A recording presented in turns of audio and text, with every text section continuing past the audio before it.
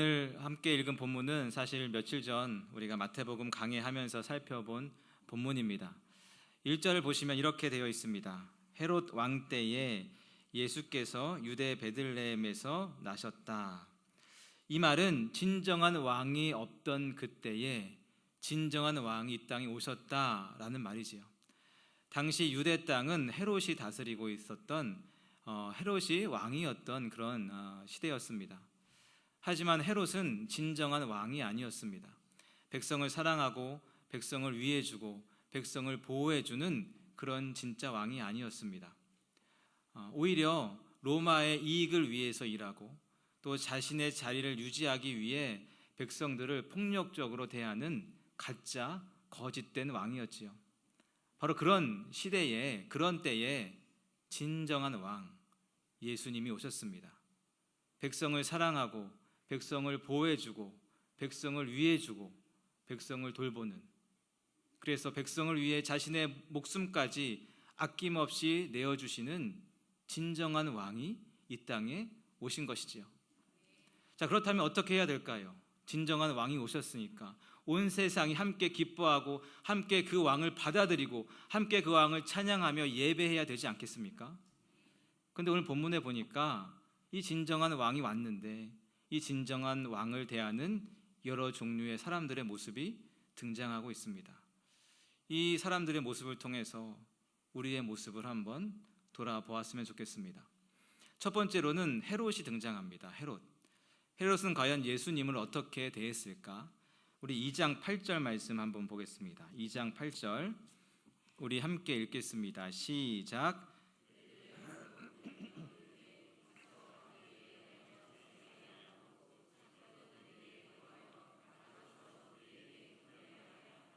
아멘. 새롭게 태어날 왕을 만나기 위해서 이방 땅에서 동방 박사들이 왔습니다. 그 동방 박사들을 이제 베들레헴으로 보내면서 헤롯이 이렇게 이야기하는데요. 보십시오. 가서 아기에 대하여 자세히 알아보고 찾거든 내게 고하라.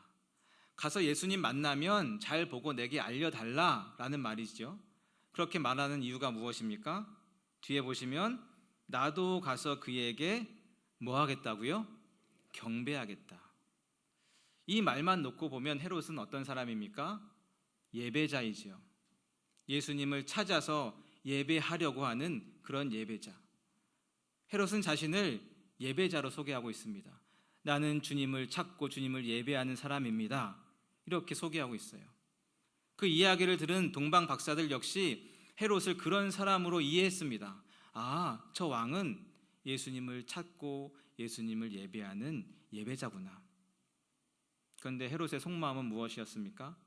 우리 16절 한번 보겠습니다. 2장 16절 함께 읽겠습니다. 시작. 이에 헤롯이 박사들에게 속은 줄 알고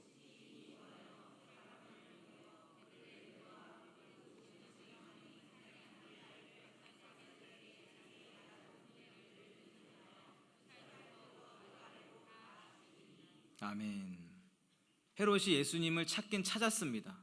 그런데 예수님을 예배하기 위해서 찾은 것이 아니고요, 예수님을 죽이기 위해서 찾았습니다. 심지어 예수님을 닮아 있는 2살 아래의 남자아이들을 다 죽여버릴 만큼 그렇게 잔인한 모습을 보여주는 것이죠. 그렇다면 왜 헤롯은 예수님을 찾아서 죽이려고 했을까요? 그 이유는 예수님이 자신의 왕권을 유지하는데 방해가 되는 그런 인물로 헤롯이 생각했기 때문입니다. 헤롯은 에돔 사람입니다.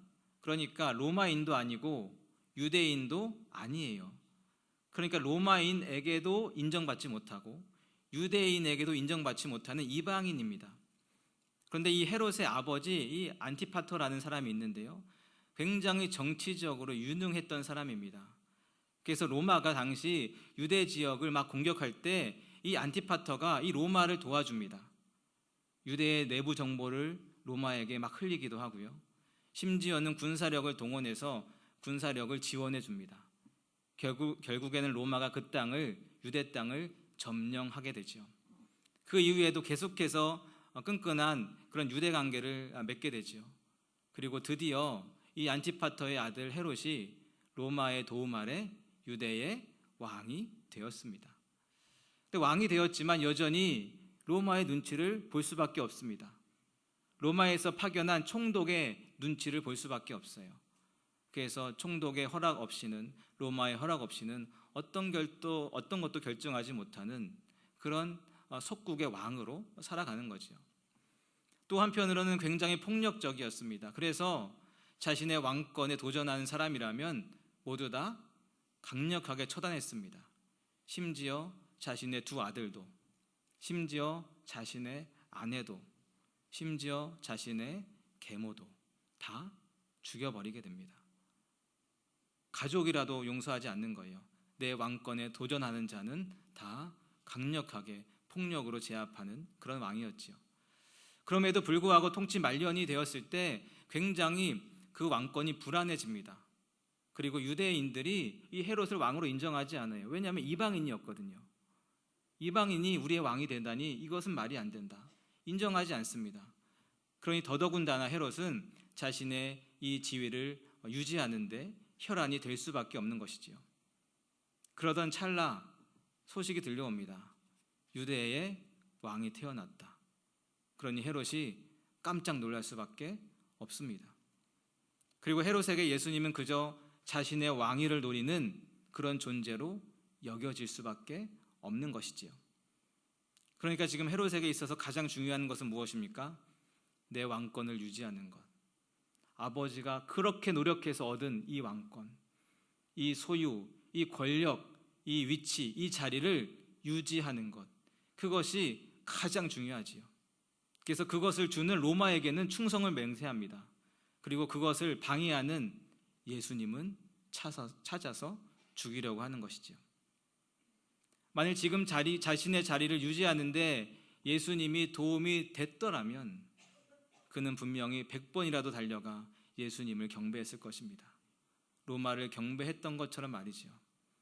하지만 지금 예수님은 자신의 위치를 흔드는 존재처럼 느껴졌기 때문에 예수님을 찾아 죽이려고 하는 것이지요. 나의 힘, 나의 권리, 나의 자유, 이것을 어떻게 얻은 것인데 나의 부와 나의 명예를 자꾸만 가져갈 것처럼 여겨집니다. 그래서 예수님을 그렇게 거리를 두는, 예수님과의 거리를 멀리 해야만 하는 그런 존재로 여김을 받게 되는 것이지요. 그런데 놀라운 사실은 그가 겉으로는 예배자처럼 보였다라는 것입니다. 그가 겉으로 보기에는 열심히 예수님을 찾는 자처럼 보였다라는 사실이죠. 자신의 권력을 유지하기 위해, 자신의 지위를 유지하기 위해 사실은 예수님을 찾았던 것입니다. 두 번째 인물은 대제사장과 서기관들입니다. 동방의 박사들이 별을 보고 새로운 왕이 태어났음을 알게 되었습니다. 그리고 예루살렘까지 오게 되었고, 이를 알게 된 헤롯이 이 종교 지도자들을 불러 질문을 하게 되는데요. 4절 말씀, 우리 4절 말씀 함께 읽겠습니다. 시작. 왕이 모든 대제사장과 백성의 서기관들을 모아 어디서 나겠느냐 물으니. 아멘. 당시 이들은 종교적으로 또 학문적으로 권위를 가지고 있는 사람들이었습니다. 율법서, 예언서를 얼마나 많이 공부했는지 예수님에 대해서, 메시아에 대해서 지식이 충만했습니다. 그래서 예수님이 어디서 나겠냐, 메시아가 어디서 나겠냐 물으니 즉각적으로 대답을 할 정도였습니다. 그래서 그들이 뭐라고 이야기하느냐, 5절과 6절 우리 함께 읽겠습니다. 시작. 이르되 유대 베들레헴이오니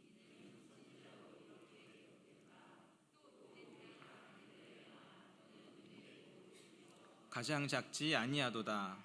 내게서 한 다스리는 자가 나와서 내 백성 이스라엘의 목자가 되리라 하였음이니이다. 아멘. 헤롯의 질문에 정확하게 미가 선지자의 예언을 인용하며 유대 땅 베들레헴입니다 라고 정확한 답변을 제시했습니다. 그만큼 성경에 대해서 능통했고 성경을 깊이 연구하며 공부했던 사람들이죠.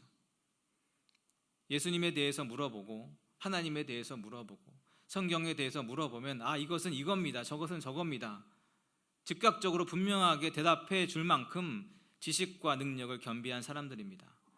그러니 이렇게 되기까지 이들이 얼마나 노력했겠습니까? 얼마나 많이 성경을 연구하고 성경을 읽고 암송했겠습니까? 그 안에 담겨 있는 깊은 내용까지 다 속속들이 해석해낼 만큼 얼마나 많이 노력했겠습니까? 그런데 딱 거기까지입니다. 거기까지. 그들은 말씀에 능통했지만 그 말씀이 실현되는 그때에 아무런 행동도 취하지 않았습니다. 베들레헴에서 예루살렘은 8km 정도 떨어진 위치에 있습니다.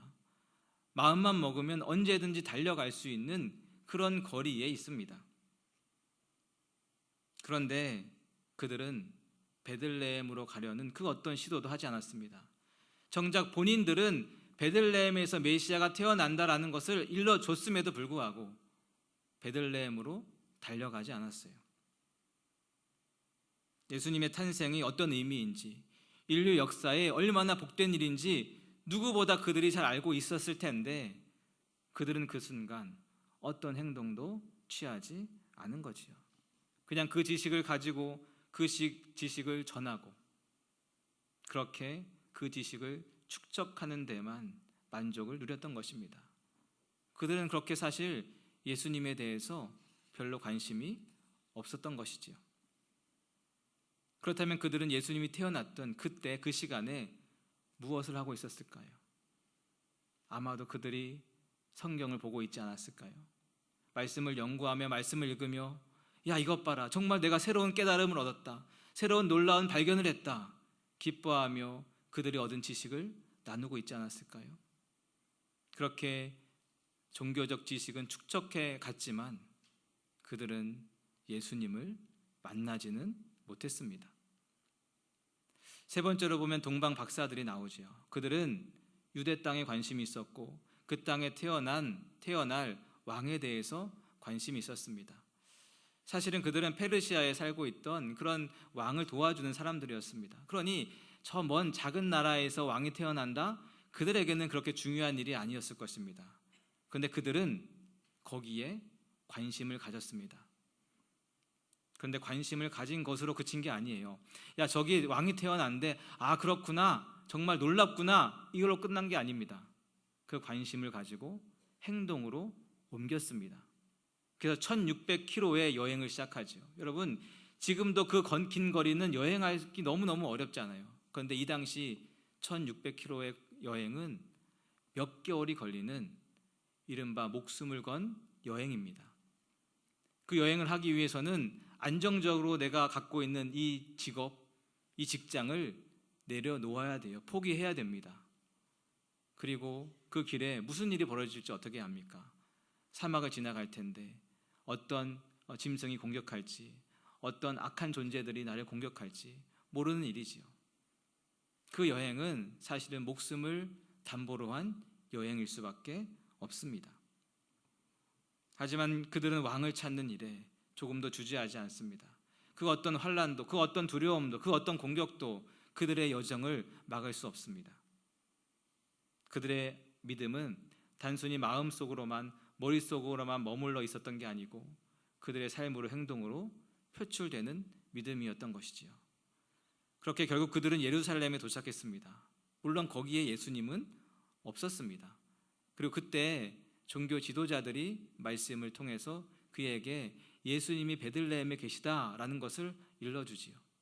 그 도움을 받아서 그 말씀을 붙잡고 다시 베들레헴으로의 여정을 시작하는 것이지요. 그렇게 마침내 동방 박사들은 예수님을 만났습니다. 그리고 예수님께 엎드려 경배하며 준비해온 예물을 예수님께 드리는데요. 우리 11절 말씀 우리 함께 2장 11절 읽겠습니다. 시작.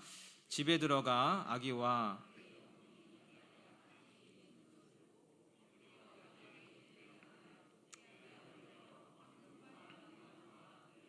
예물로 드리니라. 아멘.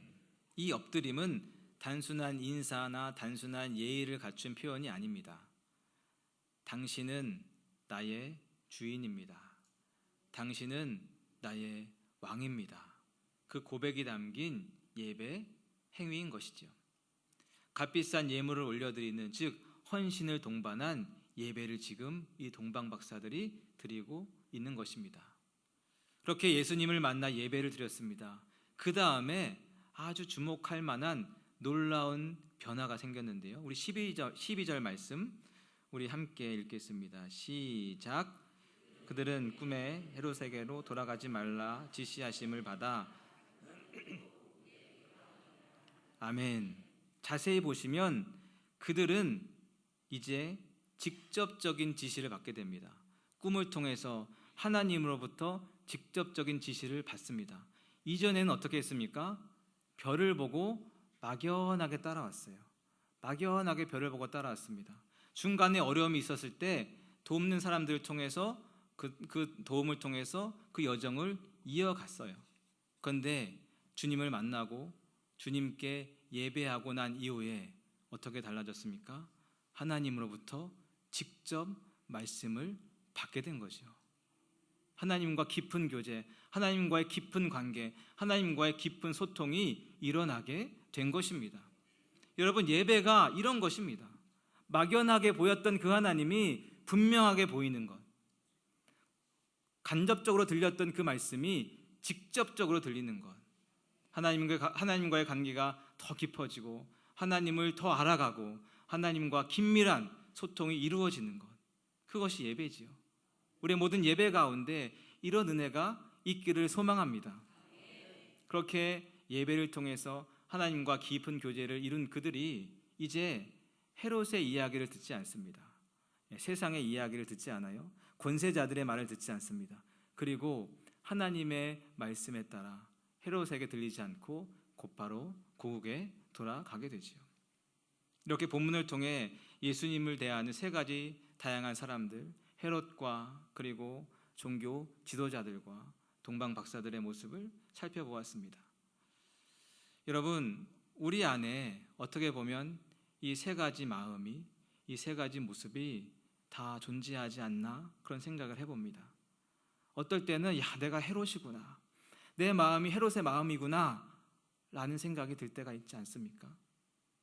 내가 가진 것을 지키는데 주님이 유익이 된다고 여겨지면 주님께 달려가지요. 가정을 지키고 자녀를 지키고 내 학업을 지키고 내 건강을 지키고 내 직장을 지키고 내 관계를 지키는데 주님이 도움이 된다고 하면 열심히 예배드리고 열심히 섬기고 열심히 봉사하고 열심히 기도합니다. 그런데 내가 가진 것들을 지키는데 주님이 별로 도움이 되지 않는다 여겨지면 주님으로부터 약간 멀어집니다. 아니, 어떨 때는 주님이 자꾸 내가 가진 것을 달라고 요구하는 것처럼 느낄 때가 있습니다. 이거 내 건데 왜 자꾸 달라고 하시는지. 그러면 주님으로부터 더 멀리 떨어지게 되는 것이지요. 우리도 헤롯 같을 때가 있지 않습니까?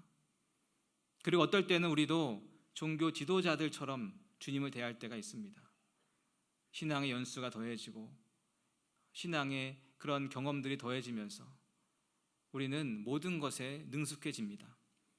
질문을 하면 그 질문에 즉각적으로 대답할 수 있을 만큼 경험이 쌓이게 되지요. 이건 이렇게 하는 거고, 이 모임은 이렇게 진행하는 거고, 이 행사는 이렇게 하는 겁니다. 1월 달에는 이런 걸 준비해야 되고 12월 달에는 이런 걸 준비해야 됩니다. 모든 질문에 능숙하게 대답을 할 수 있게 됩니다. 그런데 정작 예수님에게는 별로 관심이 없을 때가 있어요. 교회 일은 열심히 합니다. 봉사는 열심히 합니다. 하지만 정작 예수님에게는 별로 관심이 없을 때가 있습니다. 엄마가 오라고 하니까, 아내가 오라고 하니까, 남편이 오라고 하니까 그냥 뭐 할 일이 있고 또 습관에 따라 교회에 나와서 앉아있지만 예수님에게 사실 별로 관심이 없을 때가 있습니다. 그냥 왔다 가는 것, 그것이 하나의 그냥 나의 의무이고 내가 한 그런 여러 가지 종교적 행위이다, 그렇게 만족을 누리며 살아가지만 사실은 예수님에게 별로 관심이 없을 때가 있는 것이지요. 그리고 우리는 동방 박사들처럼 주님을 대할 때가 있습니다. 주님에 대해서 또 영생에 대해서 말씀에 대해서 관심이 있어요.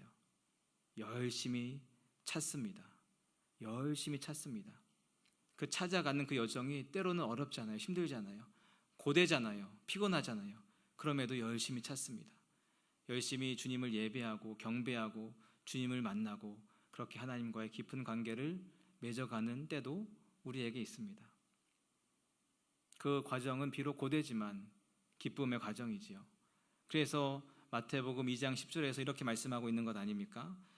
2장 10절 보십시오. 그들이 별을 보고 매우 크게 기뻐하고 기뻐하더라. 아멘. 여러분, 동방박사의 삶, 즉 예수님을 찾아 달려가고 예수님을 찾아 나아가는 그 삶은 쉽지 않습니다. 고됩니다. 피곤합니다. 우리의 인생이 얼마나 분주한데 예수님을 찾는 일까지 더해지겠습니까? 얼마나 힘든지 몰라요. 때로는 인내가 필요하죠. 때로는 여러 가지 위협이 올 때도 있습니다. 하지만 그 길은 기쁨의 길입니다.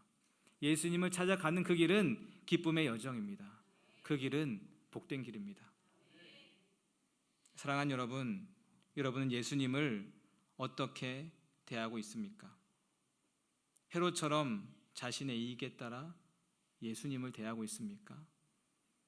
아니면 종교 지도자들처럼 예수님에 대해서 별로 관심이 없지만 그냥 종교 행위를 하는 것으로 만족하며 지내고 있습니까? 아니면 온 생애를 걸쳐 주님을 찾고 주님을 만나고 주님을 예배하며 그 안에서 하나님과의 깊은 교제를 누려가고 있습니까?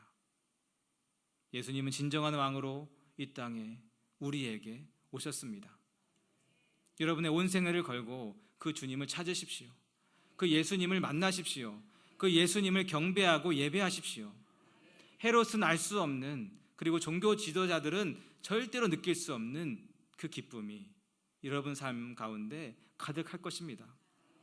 그렇게 왕 되신 주님이 주시는 놀라운 기쁨과 희망과 소망이 주님을 찾아가는 우리의 여정 가운데 가득하시길 주님의 이름으로 축원합니다. 기도하겠습니다.